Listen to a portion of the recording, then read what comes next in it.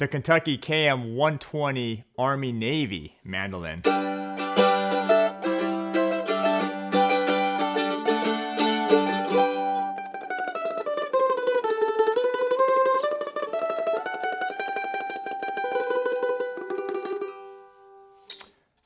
All mahogany. This is a laminate body, very thin, compensated saddle, rosewood fretboard, 1.1 nut width, 13 3/4, roughly scale length.